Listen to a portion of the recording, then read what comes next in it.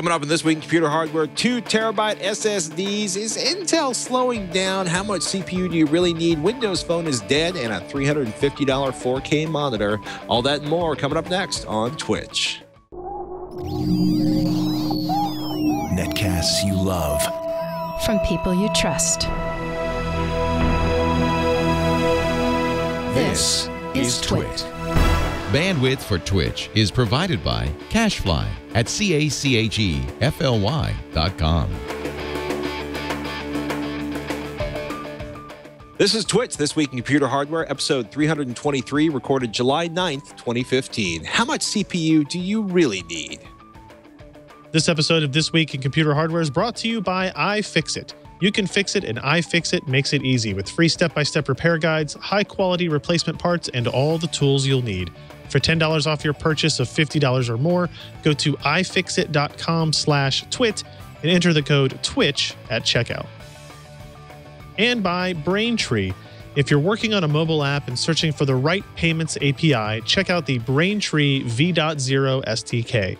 With one simple integration, you get every way to pay. To learn more and to try out the sandbox, go to braintreepayments.com/twitch.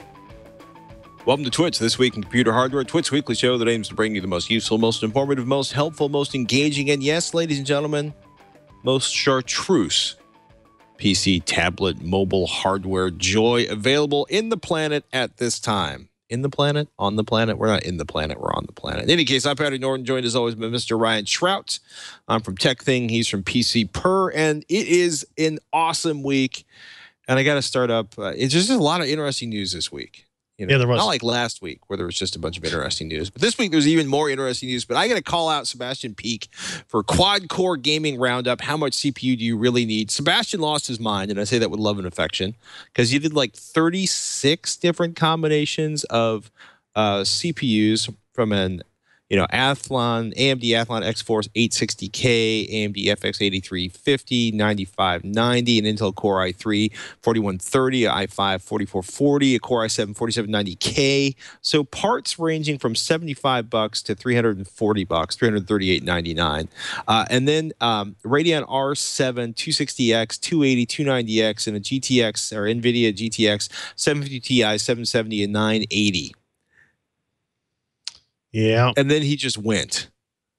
And it is awesome. If you would like to get your feral benchmarking nerd on, Sebastian has laid the challenge for you. Starting out with synthetic benchmarks. And it's kind of interesting. This is a follow-up to something that certainly inspired me last year, where Sebastian kind of went nuts looking for the sweet spot for price versus frame rates, which is how I ended up with the machine I'm working on right now, which was our sub $400 gaming machine. But it's interesting looking at stuff in terms of the cost and the frame rates and how miserable some processors are. Not to put too fine a point on it, but especially looking at like the Civilization Beyond Earth scores, it's just, I don't know. I spent like 20 minutes looking at these benchmarks. And, as you would expect, the fastest processor with the fastest GPU gives the highest frame rates. That said, a considerably less expensive processor gives you a significant percentage of like the fastest scores in many cases for, sometimes less than a third the cache. It was interesting. I suppose. Yeah, I think the way I kind of looked at it yesterday was the 6 graphics cards are kind of broken up into 2 classes. You've got your high end, your mid range, and your low end. The 290X and the 980 are the high end parts. The 280 and the 770 are kind of your mid range parts, and then the 750 and the 260X on the low side. And what we found is it's all kind of things that when you say it out loud, it makes sense. It kind of like you assume that's how it should be. If you have a higher end graphics card, then your processor has more headroom. It has less potential bottleneck on it because that bottleneck has been pushed forward by the higher end graphics card. And thus, a higher end CPU can make more of a difference in frame rate than it can otherwise. When you go into the mid-range GPU or below, you are you're more GPU limited by definition, and the CPU deltas shrink pretty considerably, right? And that happens at both 1080p and at 2560 by 1440, which are the two resolutions that Sebastian tested at. But at the 2560 by 1440, that kind of accelerates, right? So the gaps between the lowest cost, lowest performance processor and the highest performance processor at 25 by 14, even with the high-end cards, is pretty small. And by the time you get down to the R9 280 or the GTX 770, it's pretty much a wash at that point, which basically kind of reiterates the point of when you're building a system, when you're trying to budget out how much I want to spend on this part, how much I want to spend on this part, which is really the question that we get most often here on this show and at PC Perspective. And it really comes down to finding where your budget is, finding out which GPU you want to buy, and then what resolution you're going to run it at. Hopefully you're going to run it at 25 by 14. If you're running it at 1080p, you have those options there as well, those results, I guess, to look at. So if you're getting something around the level of a GTX 980 or so, whether that be AMD or NVIDIA, or maybe a little bit above that, then a higher end processor will get you more results, will get you higher frame rates. But if you're more of a mid-range user, like a R9 280, GTX 770, those classifications of cards, then the processor you buy makes very little impact has very little impact on kind of the overall performance. Now, again, this is 6 games that he tested at 2 resolutions. It's not every game out there. There are some games, for example, there was one that somebody mentioned in our comments last night that they were talking about, hey, this game, like DayZ, that's what it was, uses a lot of CPU horsepower, and even high-end cards will see a benefit from moving up to quad-core hyper-threaded parts.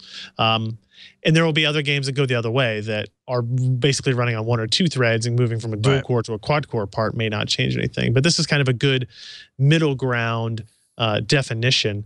And it does show that if you are playing at high image quality settings at high resolutions, the benefit of a Core i7-4790K versus a Core i3-4330 is minimal.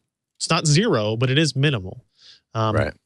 So that's for gaming specific purposes. If you do other things, if you're doing video encoding, if you're doing photo editing and stuff like that, obviously processor performance is a very different discussion than that. But in terms of looking at how these kind of processors and GPUs intermix, is it's still kind of as straightforward as we had thought it had been for the last couple of years. We just didn't really have any new data to prove it, I guess. So leads into a lot of stuff, right? DX12 is right around the corner. When games finally implement DX12, will we see some of these CPU bottlenecks, or whether some of these CPU differentiating performance numbers increase their delta or decrease their delta? Will a low-end quad-core processor do just as well as a hyper-threaded quad-core, higher-end, high-frequency CPU, or will they sort of separate more as the API puts more of an emphasis on the CPU performance directly? But I mean, Sebastian did a great job of kind of compiling all the data. We were going to try to do math on how many test runs he did, but we decided it would be depressing for him, so we didn't actually come to a final number. I don't know. I don't know. It's good because I need to upgrade the dual core 3220 in this machine with a quad core processor, in part for some video encoding and editing, but mostly because there's finally a couple games we can't play without a quad core processor. So it's good read. PCPro.com is the website to find that. As is a pretty good write-up from Jeremy Hellstrom, or a summary, actually. But it's interesting taking a look that Intel's clock seems to be slowing down. And I can't decide if that's Moore's Law finally running out of breath, or if it is the lack of pressure from AMD, or the fact that the vast majority of us can't use all of the computing power we have access to already. And of course, we talked about Kaby Lake last week. That's the talk between Skylake and Cannon Lake. Quote, I'll quote Jeremy here, "Don't hold your breath for their release. nor for Cannon Lake if Digitime's sources are accurate. That's debatable. If true, consumers will not see Copy Lake for at least a year, with enterprise waiting even longer, which will push back the scheduled release of notebooks and PCs using the processors, likely not showing up for a month or so afterwards. Skylake should finally be appearing in time for fall, and in theory, products using it should be available at that time, as Skylake's delay was the initial cause of these delays. As for Cannon Lake, it is going to be a while. Is part of this, the process push, or was Skylake just particularly problematic? Because I think, was it Lloyd Case who suggested that Skylake just might be one of those parts that's just going to do a couple parts and then move on? I don't remember. Right. No, Broadwell, like for the desktop, you mean? Yeah. Broadwell is that part, right? So the Broadwell LGA parts that came out a few weeks ago are that. It's kind of like, okay, here's a couple of parts because we said we would do it, but we're not really putting any emphasis behind them, and we're all kind of waiting for the next generation of stuff anyway. Right. I think that this this kind of delay is partially the fact that there's no competition. Right? Mm-hmm. Do I think if they just wanted to spend a whole bunch more money to do more R&D and fix this, that maybe they could on a faster timeline, but they're not getting pressured enough by anybody else on the process tech side to really do it? I mean, they want to get there. They know they need to get there in order to make the parts that they have in their roadmap. But if they slow down a little bit, it's not really going to affect their profitability, right, in terms of competition, because there's not really anything that anybody can compete with in this specific field. But I think there are also, just to be fair, some very intense technical limitations of process technology development. And right. I mean, clearly it's a thing well beyond any of my capability to think about how you migrate from a 14 nanometer to a 10 nanometer technology and somehow make that a smooth process. But they'll get there. I just don't know when, or if they know. IDF is coming up next month. IDF, the Intel Developer Forum, is in August this year, so we'll know maybe a little bit more by that time. Because Skylake will be launching, and they are usually talking about what's next in the timeline for what's next at IDF. So we'll see what they come up with. We wait with bated breath, ladies and gentlemen. Yeah, it'll be interesting to see what it's always interesting to see what they have at IDF. Beyond Silicon, IBM unveils world's first 7-nanometer chip. This is up on Ars Technica UK. With a silicon germanium channel and EUV lithography, IBM crosses the 10-nanometer barrier. Sebastian and Anthony wrote this up for Ars Technica.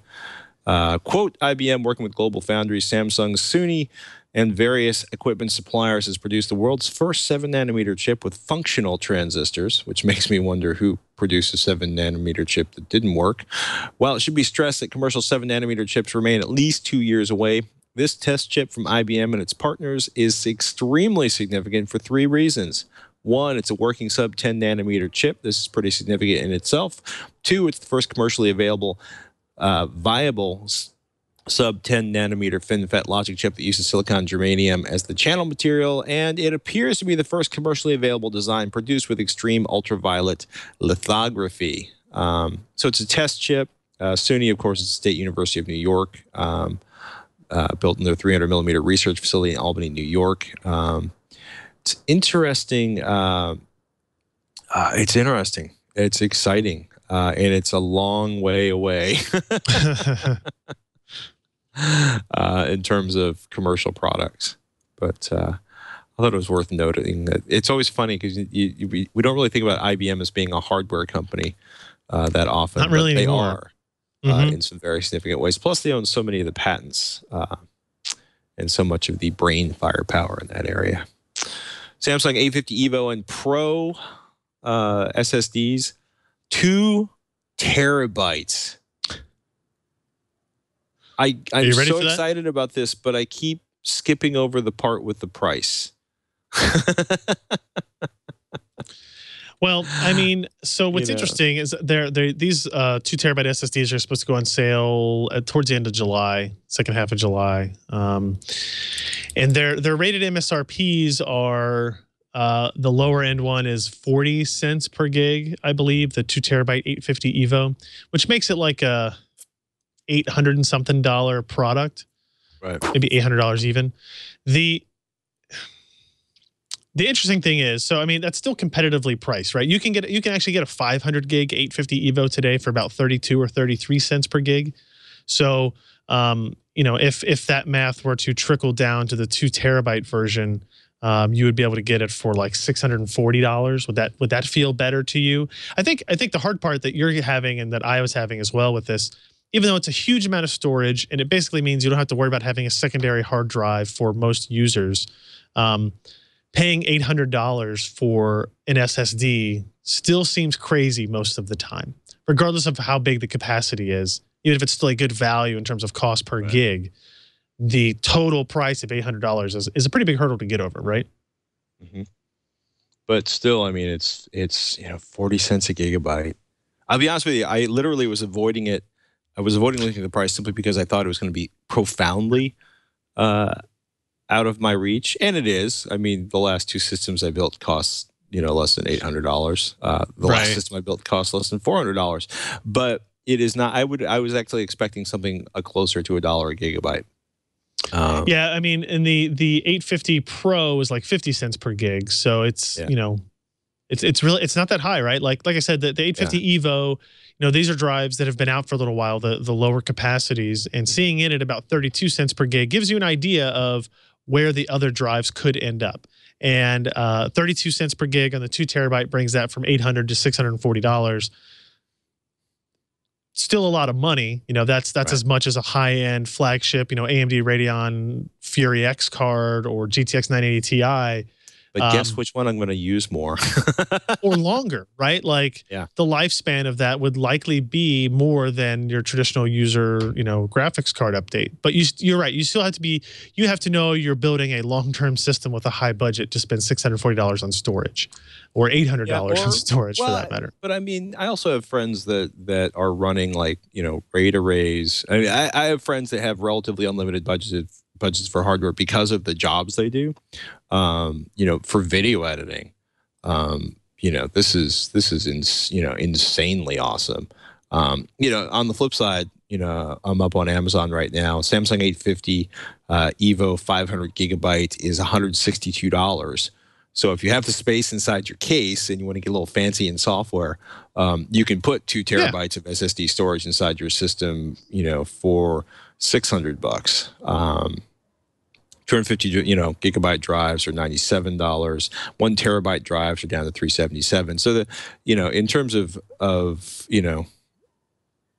wow, man, it's kind of amazing how cheap these have gotten. Everybody, Alan disputes my claim that within 2 years we'll have 10 cents per gig. Or did I say like 18 months? I'll give it 18 months. Alan says no. I'm going to say yes. 10 cents per gig. It is pretty aggressive. I admire your aggressive. Yeah, no, I would be all for that. Well, of course, right? I mean, of course we all want that. Will they be able to do it cost-wise? We'll see. We will see. They are fast. They have great warranty, especially the Pro. It's like a 10-year warranty. Yeah, which almost seems insane, but. Quote, the total cost of so much flash capacity may cause sticker shock. Actually, I was not shocked. I expected it to be more expensive. And one con, 2 terabyte 850 Evo showed a low QD weakness in sustained mix workloads. And for the life of me, I don't know what a QD weakness is. Thank you. Yeah. That Q. Well, look at that. Man, I want that so bad, and I so can't justify it right now. Agreed. Although I am looking, I was playing around with the NAS box yesterday and thinking like, there's 5-6 terabyte drives in this machine. And it was significantly less than $640 probably. The 6 terabyte maybe pretty drive? close. Yeah. That's a conversation for another day. Hey, let's take a moment to thank our friends, our sponsors over at iFixIt. If you haven't been to ifixit.com, go there now. Just pause the podcast, open up a browser, and go to ifixit.com. iFixit is about owning your gear, not in the sense of like, I bought it, it's mine, but in the sense of I broke it, I can fix it, it's really mine. IFixIt.com is the free online repair manual for everything. They have more than 10,000 repair guides for everything from electronics like your smartphone, tablet, and game console to your home appliances, clothing, and even your bike.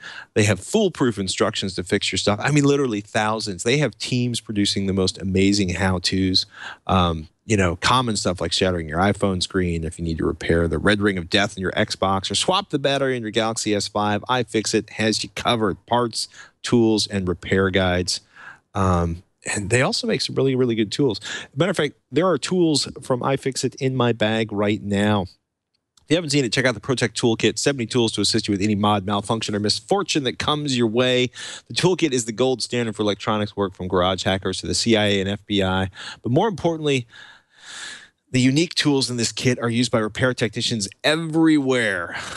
It's got iFixit's 54-bit driver kit with 54 standard specialty and security bits, Phillips bits, Pentalobe bits, Torx and Torx security bits, Tri-Wing bits, the legendary triangle bit used in McDonald's toys. The driver is really good. You know, a nice thing is there's a flexible extension over there you're looking at. Sort of like the left side is the driver. You know, it's a clean, simple, easy-to-use design.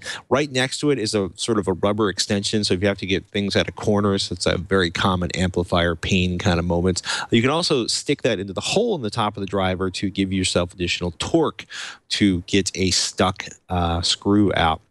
Electronic static discharge safe tweezers, an anti-static wrist strap if you're the kind of person that uses one of those spudgers, in both nylon and metal, plastic opening tools. It all comes in that tool roll, which is holding up fantastically well. My 7-year-old's been banging around with one of those as he's been taking stuff apart. And it's nice. It's clean. It's simple. It's $64.95 and backed by a lifetime warranty. Look, I have used mine to fix toilets, parts on my car, build a PC, build a 3D printer, repair a 3D printer. I could go on for a long time. Perhaps open up some devices I was not supposed to be able to open. Ha ha ha. But it's, look, if you're looking for a great addition to your artist or hobbyist tool chest, look no further. And best of all, there are thousands of free iFixit guides to help you put your tools to use. You keep yourself from buying for a phone for a year by putting a new screen on it. This kit has paid for itself. With iFixit, you can fix it yourself. Visit ifixit.com/twit for more than 10,000 free step-by-step guides. iFixit also sells every part and tool you'll need. And if you enter the code TWiCH at checkout, you'll save $10 off any purchase of $50 or more. ifixit.com/twit. Use the code TWiCH, please, to save $10. And we want to thank iFixit for their support of This Week in Computer Hardware. I like their tools. They, if you're really fancy, they also have the completely unhinged presentation grade toolkit, which I don't want to tip it too far forward because there's nothing more embarrassing than dumping all of the bits out.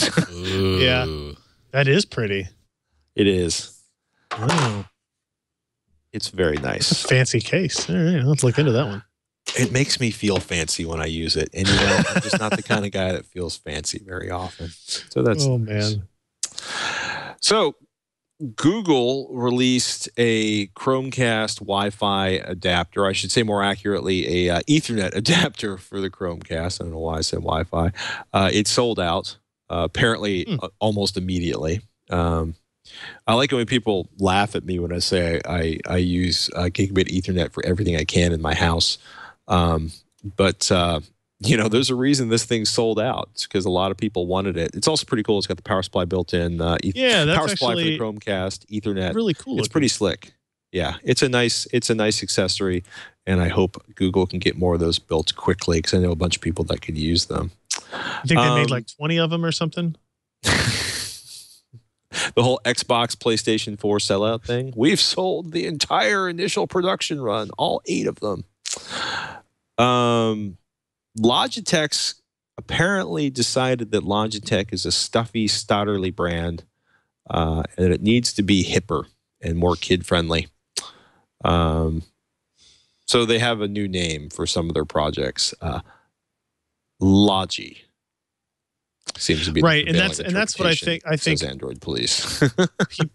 I've seen some people talk about it being a complete rebrand, like they're totally getting rid of the name Logitech. That's not. They're not actually doing that. They changed their logo for Logitech and all of their kind of other parts, but they are creating a kind of I guess a new brand called Logi. I don't know. I mean, they haven't really talked much about it yet in terms of what that brand will actually have, what it will bring to the table. The little trailer video they have looks very much like they're trying to be some kind of, it's like trying to be some kind of Apple ripoff or something. I mean, it reeks of a youth market kind of play. Yeah, and the colors there, could that be more Apple inspired? I like Logitech's products. I use a lot of them. You know, I don't think they particularly need to do this. You know, and it's you know, one of the things the Android Police article quotes is a Gizmodo interview with Logitech reps, where they say tech is everywhere, and that in the future tech doesn't say anything, so the latter half of the brand name is redundant. And Michael Kreider from Android Police points out, yes, but this sort of existential crisis hasn't hampered companies like Microsoft or Cisco Systems. Good point. You know, I don't know. So I asked them, like, you know, some people were worried about, does this mean like they're getting out of like kind of the enthusiast gaming stuff? Like we've got a lot of Logitech hardware here, the headsets, we've got keyboards and mice. The Logitech G brand remains. They've redone their logo a little bit too. But you know, the Logitech G, like the gaming stuff is still going strong. And they really just in the last 18 months kind of started kicking that back up into gear and started developing new products. And they just released new gaming wheels and at E3, things like that. So this seems more like for the mainstream audience that wants brightly colored Bluetooth keyboards, that will be kind of where that rebrand is targeted. I'll be curious to see what they do. Logitech just as a brand has a whole lot of value that I hope they are not underestimating by de-emphasizing it. We'll see. We'll find out. It's going to be. You know, I think in some ways Logitech is still reeling from the Google TV mayhem several years ago. They're still building a lot of really good products in a lot of areas. So yeah, I was kind of surprised by this one. OCZ Try-On 100, 240 gigabyte, 480 gigabyte, 960 gigabyte SATA SSD review. This is running Toshiba TLC. Yeah, this is a brand new review. Just went up this morning, or actually literally like kind of an hour before we started recording the show. It wasn't up this morning because I was on PC Per this morning. We snuck it in there. This is a new product from OCZ, right? So yeah, keep in mind that OCZ was acquired by Toshiba in like early 2014, I guess it was. And since then, there has kind of been this, what we assumed would happen. Why would Toshiba buy OCZ? They want to do for their products what Samsung did with their products, with the 850s, the 840s, you know, all that type of stuff. They want to have this completely vertical integration where they make the controller, they make this flash, they make the SSD, and they sell it to the consumer. Now, Toshiba has never really wanted to do that with their own brand, so they kind of were bought the OCZ brand to do some of that stuff with. The interesting thing is, this drive it's targeted at budget users, entry-level users, and the performance is not fantastic. It's generally pretty bad.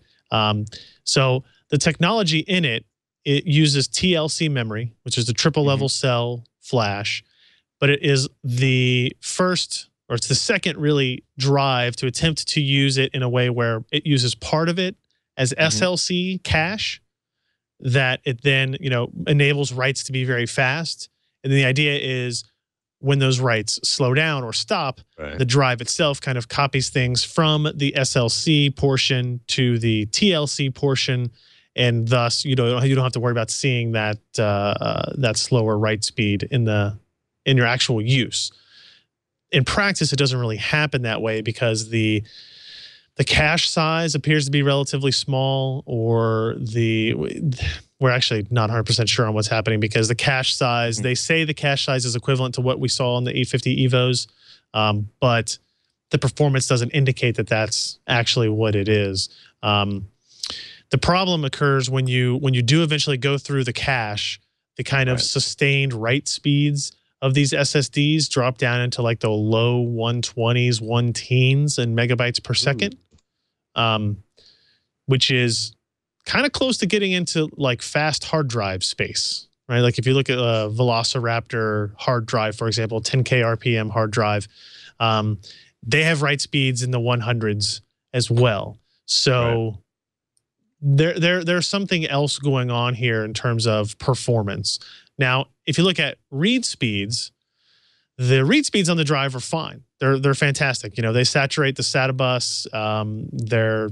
We have no issues with that. But anytime you start to introduce some writes into the equation, things get more interesting. Like it doesn't take very long for it to kind of fill up that cache and remove it, and then fall to this kind of baseline level. So yeah, you're looking at right there. So now if you see the OCZ try on there, you can see where it's copying this file over, and it's a large file. It looks like we're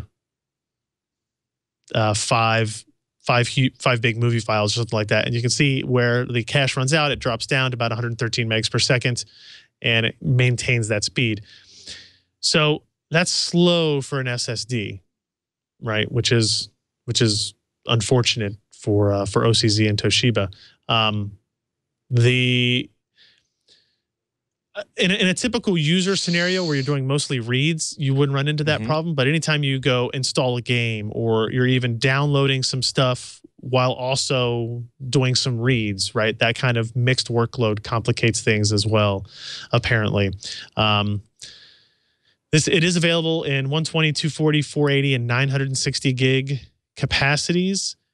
Pricing is pretty good, but it's not at the price level where we'd be able to recommend the drive to anybody right now. Right now, they're kind of at or just above the prices of the 850 EVO, right? And the 850 EVO doesn't have this severe of a slowdown with its TLC plus SLC implementation. So yeah, I mean, OCZ is in a tough spot because this is not a fantastic drive. It's not a good drive when it comes to write speeds. If they were to bring the price down significantly, maybe instead of selling the 960 gig for $360, they made it like $250, and we're down into the 20s of cents per gigabyte. Then you might say, okay, if you're not an enthusiast, you're not worried about writing at 125 megs per second in some instances, then yes, go ahead and get that. But until that price change occurs, if it ever does, there's just better options out there that don't have the same performance penalties to exist. So if they could drop the price down, I don't know if they'll be willing to do that. That's kind of a decision that OCZ and Toshiba are going to have to decide now. But I don't see a whole lot of people running out to buy the OCZ Try-On 100 drives just based on what our testing shows. Sad. It is. You know, we don't like being negative on products, but when it warrants it, we do it. It's just you know, and OCZ is a company that was down at a very low place before they got acquired by Toshiba, and we were hoping that this Toshiba acquisition would actually help them ramp back up.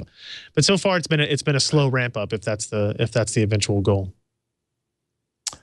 Logitech G230 and G35 headsets review. Immersive gaming nirvana ? Josh Walrath wrote this up for PC Per.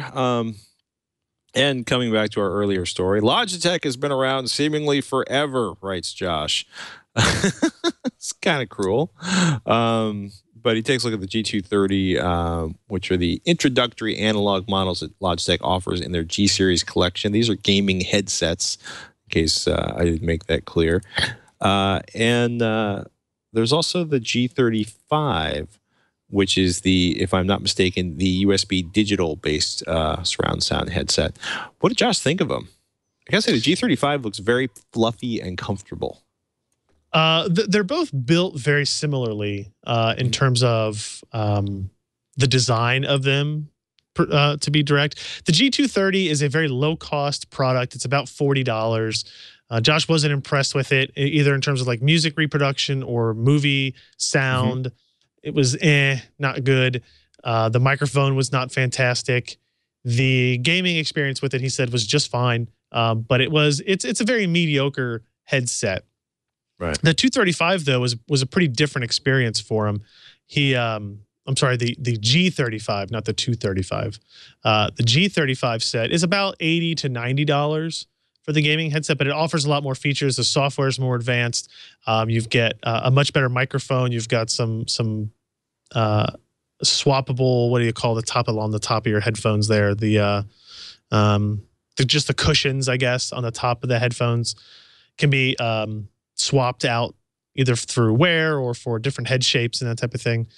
The cable, it's a USB-based device as opposed to an analog device, so you get a little bit better control locally on the hardware to mute or adjust volumes, and then that allows them to, introduce, artificial 7.1 surround sound, that type of thing, that capability that they have in there as well. So Josh came away really liking the G35, kind of underwhelmed by the G230, which I guess based on the pricing is kind of what you would have expected to see.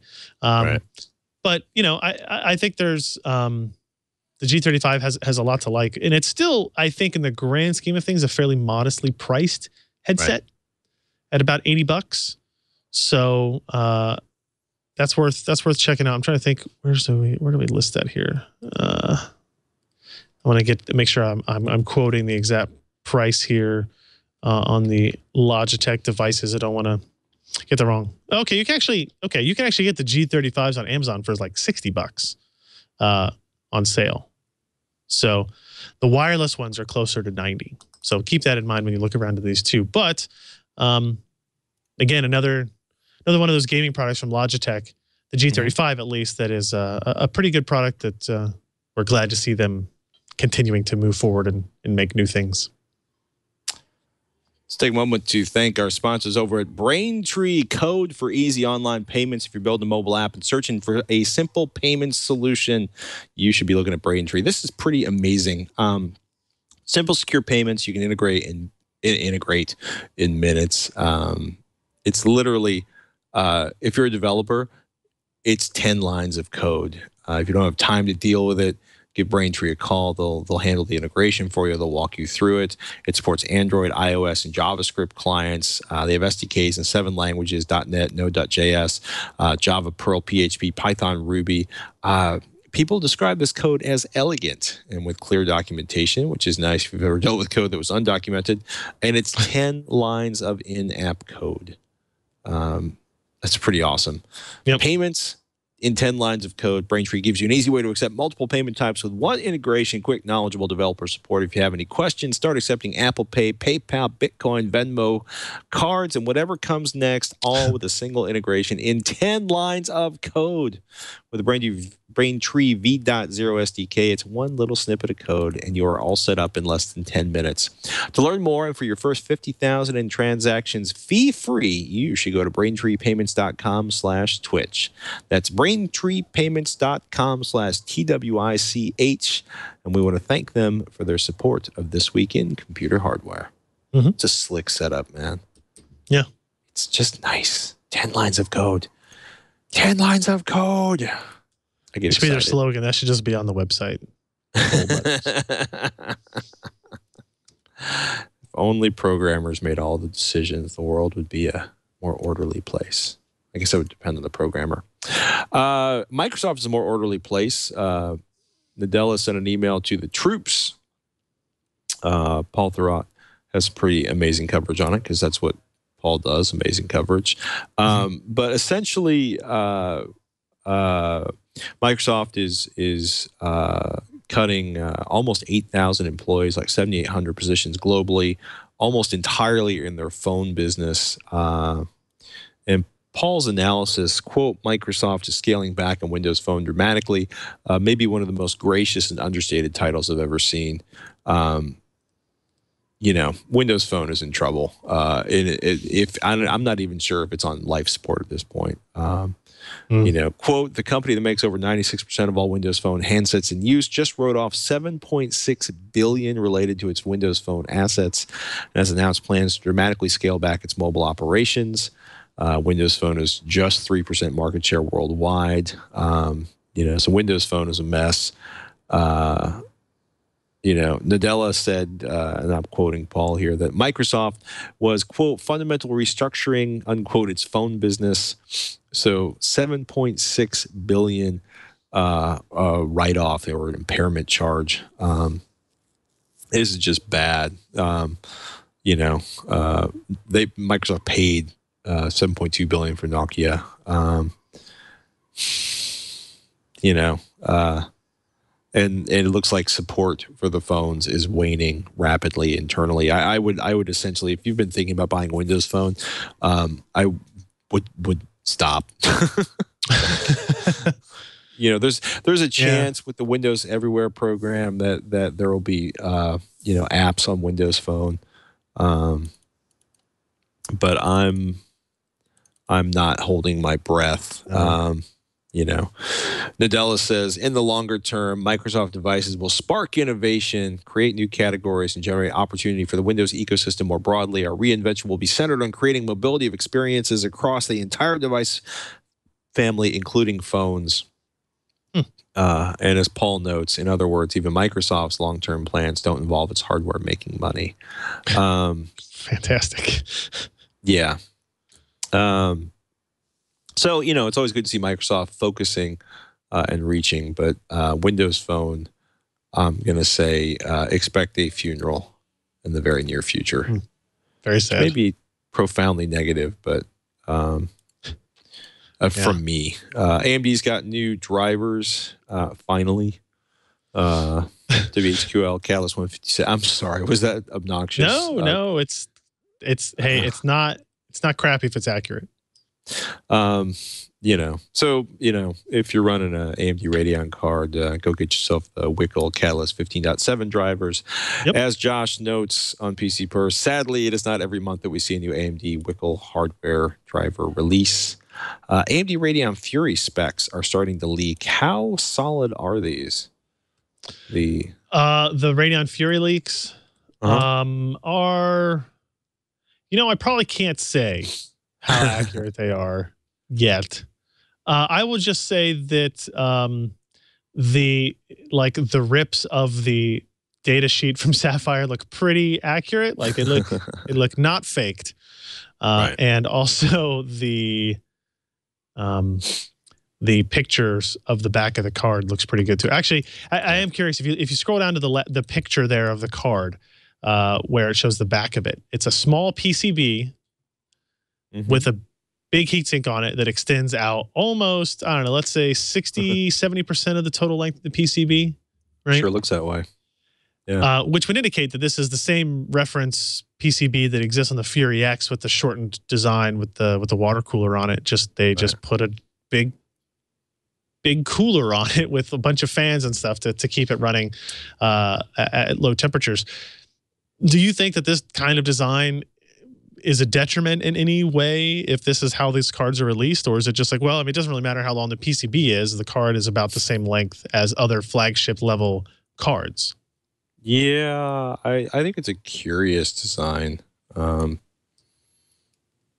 know, I you know, I'm mostly I'm curious about what airflow is going to be like, the way that radiator's set up in most cases. I really want to see the other side of the card and get a better idea of the airflow. You know, and most people, if they don't have a lot of cards in their case, it might not make a big difference. But a radiator hanging off the back is interesting. It also makes me wonder if that big old orange and black and gray plate we're looking at that's to the left of the radiator is some sort of massive heat sink for all the parts on there. I don't think so. I think it's aesthetic. But yeah, boy, it's just I'm pretty sure it's just a back plate for looks. It might add a little bit of strength to it. I mean, I'm looking at 1, 2, 3, 4, 5, 6, 7. Wait, 1, 2, 3, 4, 5, 6, 7, 8 screws over what's probably the GPU. another 1, 2, 3, 4, 5, 6 screws in a radius around that, or a rate around that, and then another 3 screws holding on presumably the radiator. There's probably a ton of copper on this thing. I mean, it's not really a radiator; it's a heatsink, right? Like it's Heatsink. just an extension of the cooler. Like normally, like if you looked at the 390X, it would probably look just like this, except the PCB would go all the way to the end of the heatsink, and it just looks funny. This isn't the first time we did that. I think it was the 670. Is that what you said, Ken? Yeah, the G4 GTX 670 had like a shortened PCB with maybe 2 or 3 inches, maybe 2 inches of heatsink kind of extending past it, maybe a little bit more. Maybe that was like the fan was actually extending past it. So there's been other precedents for this type of design, and I think in reality, we all kind of knew this was probably what was going to happen with the first release of the AMD Fury card, since it is such a quick release in relation. But we'll be curious to see like if this card from Sapphire turns out to be true, if the specs listed at 3,584 stream cores as opposed to 4,096 on the Fury X that's already out. And then what that means performance-wise. They've already announced the pricing. It would be $550. They already announced availability here, I think middle of this month. And we're just kind of waiting to see what their partners do, because this is the card that partners are allowed to modify and change in terms of PCB and cooler design, where they weren't allowed to do that on the Fury X. They just got to put a sticker on it and go. So put your sticker on our card and we'll all be actually happy. I think AMD's OEM puts the sticker on it for them and then ships it out directly anyway. So there might be that involved. Do they get to put it in a box themselves? Oh, no. Oh, no. I mean, probably. I don't know. If you're like, I want to get one of these in for testing, AOC's U2870VQE 28-inch 4K LED monitor, $350. It's on sale right now at Micro Center. Because it's funny, because I just gotten an email about this from AOC a couple of days ago. I had no idea this was so cheap. 300 candelas per meter. So it's not the brightest monitor out there. The contrast ratio is listed as something in the neighborhood of 74 bazillion, quadrillion, pentillion to 1, which is my way of mocking contrast ratio measurements. 1 millisecond response time, 60 hertz, 3840 by 2160. Energy Star compliant. I can't believe how cheap it is. In fact, I'm going to send an email right now to see if I can get one in for review. Good. I'm very curious, right? Like a 4K monitor for $350. It kind of makes me lower expectations, which may be good for AOC if it over delivers in that area. But missing some of the, it's not a 32 or larger screen. It's not a variable refresh rate screen. But if it's just a big 4K monitor, well, if it's a 4K monitor, it's 28 inches, I think. Is that right? Yeah. Then could still be, I mean, $350 is really cheap. You were buying 1080p monitors for that not too long ago. So, no. And much smaller 1080p monitors. Right. Yeah, I mean, I think the sweet spot's probably around 30 to 32 inches for a 4K monitor. Probably. But it'd be worth checking out. Although Alan still enjoys using his 40-inch 4K, the Seiki monitor that we have there. So yeah, and I will say, if you do not live in the video gaming world, which some of us don't, because I do enjoy it, I'm just saying, your video gaming lifestyle is about to make a big old change. Yes, you are 100% correct. You'll be up a lot at 2 in the morning and thinking, I could just pack the kid in the bundle and take him to the office to go run benchmarks. Exactly. Yeah. You'll get used to it. So I mean, for people who don't live in the gaming world or have the latest GPUs, the variable refresh rate monitor, I think, is less of a priority. Yeah. It's interesting. Like, I'm looking at QXGA monitors on Monoprice, and they're still up around $750, $700. Those are 30-inch flat panels. 25 by 16. Yeah. And I got to say, it's a real sweet spot for productivity for me, although I did really enjoy having a 4K monitor. Yeah. I agree. Oh, look, yeah, it's Monoprice is a 28-inch 4K 60 hertz LED. How much? I is sent it? some monitor. Well, at the moment, there is no price because they don't expect to have more in until August. Gotcha. So. Gotcha. Google Glass Enterprise Edition. I just had to put this in there. 9to5google.com had a write-up.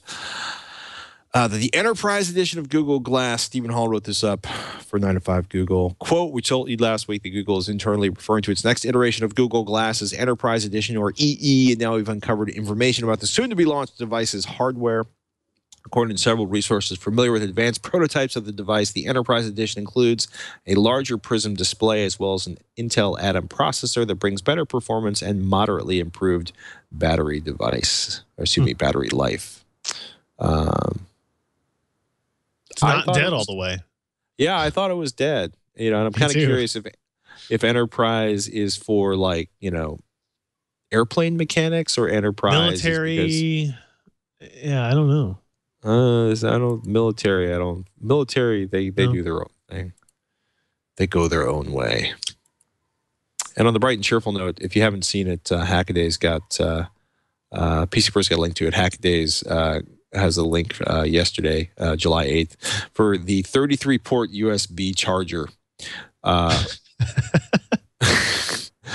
love this. It's awesome.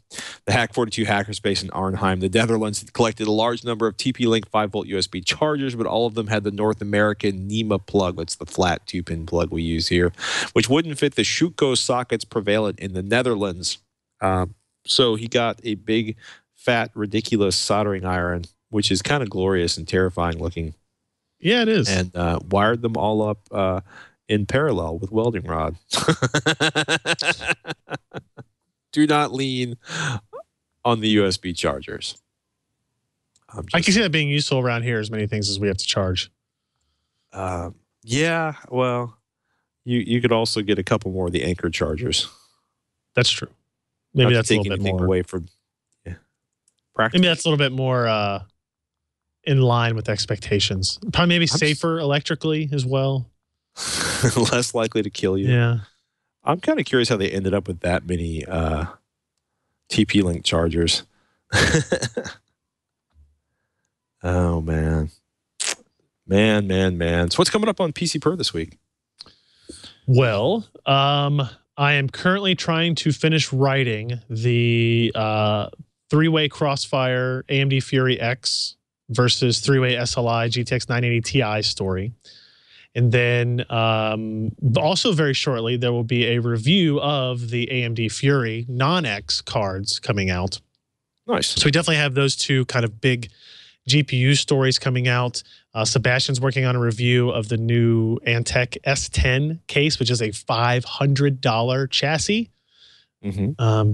That has some interesting features, but probably a price that's too high as well. But we're taking a look at that. So definitely at least those three things between now and next week that we'll be able to talk about. Nice. We just posted our next episode of Tech Thing, which it's kind of nuts. Shannon did a really cool roundup of secure email tools, make it easy to use OpenPGP encryption on your email. I took a look at Synology's DS1515 Plus, which is fast, but of course is kind of bottlenecked by your gigabit Ethernet, which is not a bad thing. It's a pretty badass DAS box. Which is what all those 6 terabyte drives were inside of. And then, gosh, we talk about surround sound speaker setup and dealing with the OS X keychain, migrating it to like a CSV file so you can import it somewhere else, and so many more things, including, and I'm going to shout this out on Twitch, if you got a question about Windows 10, fire it out to me, because I get to sit in on a briefing with Microsoft, do one-on-one Q&A with Microsoft a few days before the launch on the 29th. So if you have a question, fire it out, and I will do my best to get it answered. You can fire I'm sure I will. At Patrick Norton, or well, you know how to contact me. But this is for the larger audience. It's not all about you. Oh, okay. All right. I see how it is. Fine. See, you haven't made that step where it's all about the baby yet. Which is Not yet. Soon. Very soon. But fire it out to at Patrick Norton or ask@techthing.com. So cool. With that, ladies and gentlemen, we didn't expect so much news. Otherwise, we would have had more questions.